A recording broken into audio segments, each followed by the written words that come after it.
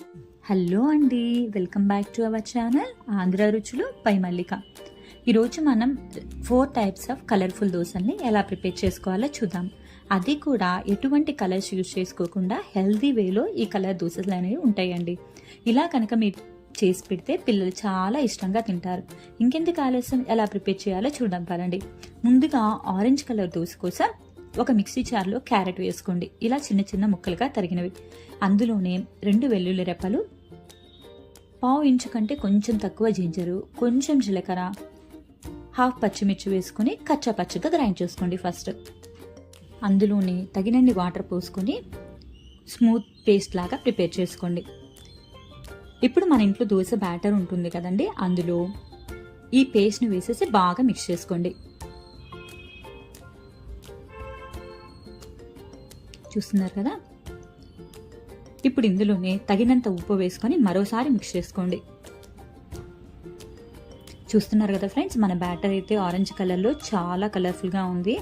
And పిల్లలు కూడా ఇలా తినడానికి చాలా ఇష్టపడతారు. ఇప్పుడు స్టవ్ మీద ప్యాన్ పెట్టుకుని కొంచెం ఆయిల్ వేసుకొని ఇలా ఆనియన్తో గ్రీస్ చేసుకోండి. ఇలా చేయడం వల్ల దోశ అనేది పర్ఫెక్ట్గా వస్తుందండి ఐరన్ ప్యాన్స్కి. ఇప్పుడు ఒక గెరెట్తో పిండి తీసుకుని దోశలాగా వేసుకోండి. ఇప్పుడు దీని మీద కొంచెం ఆయిల్ వేసుకొని ఒక 1 మినిట్ పాటు కాలనివ్వండి.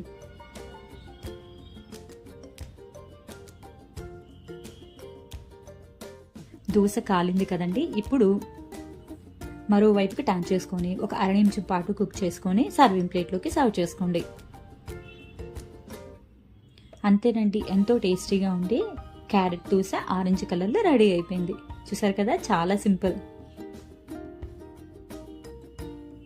ఇప్పుడు మనం గ్రీన్ కలర్ దోశకి ప్రిపేర్ చేసుకుందాం. ఒక మిక్సీ జార్లో కొన్ని పుదీనా ఆకులు వేసుకొని అందులోనే ఒక వెల్లుల్లి రెప్ప, 1/2 ఇంచు కంటే కొంచెం తక్కువ జింజరు, కొంచెం కరివేపాకు వేసుకొని మెత్తగా కచ్చాపచ్చగా గ్రైండ్ చేసుకోండి. ఇప్పుడు ఇందులో తగినంత దోశ పిండి వేసుకొని మరోసారి బాగా గ్రైండ్ చేసుకోండి. స్మూత్ పేస్ట్ లాగా వస్తుంది. ఇప్పుడు దాన్ని ఒక మిక్సింగ్ బౌల్లోకి తీసుకొని ఒకసారి బాగా కలుపుకొని వేడి వేడి తవ్వ మీద ఇలా దోశలాగా వేసుకోండి.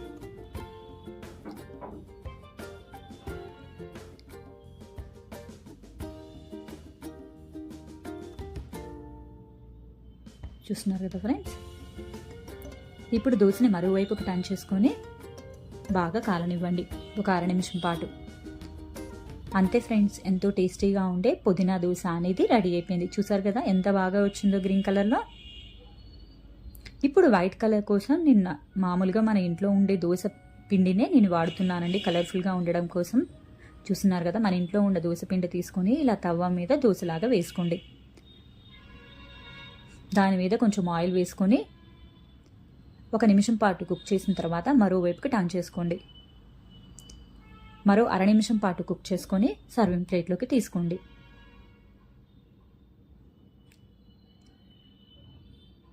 ఇప్పుడు బ్రౌన్ కలర్ దోశ కోసం మనం రెగ్యులర్గా వాడే దోశ పిండిలో 2 ఫుల్ టేబుల్ స్పూన్ వరకు రాగి పిండి వేసుకోండి. బాగా మిక్స్ చేసుకోండి, ఎటువంటి లంప్స్ లేకుండా. చూస్తున్నారు కదండి, ఇలా బాగా మిక్స్ చేసుకొని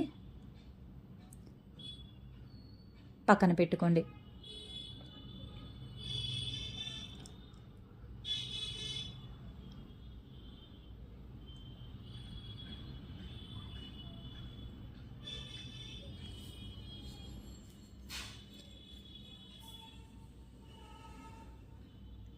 ఇప్పుడు స్టవ్ మీద తవా పెట్టుకొని తవా హీట్ అయిన తర్వాత దోశ పిండిలాగా వేసుకోండి.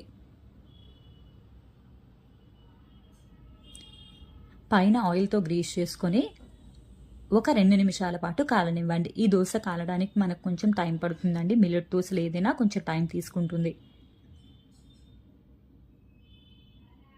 ఇది బాగా కాలిన తర్వాత మరోవైపుకు టర్న్ చేసుకొని ఒక 1/2 నిమిషం పాటు కుక్ చేసుకోండి. అంతేనండి, ఎంతో టేస్టీగా ఉండే రాగి పిండి దోశ అనేది రెడీ అయిపోయింది. చూసారు కదండి, చాలా ఈజీగా 4 టైప్స్ ఆఫ్ దోశలు అనేవి ఈజీగా వేసుకోవచ్చు. మీకు కనుక ఈ వీడియో నచ్చినట్టయితే please like, share and subscribe my channel. Thank you all for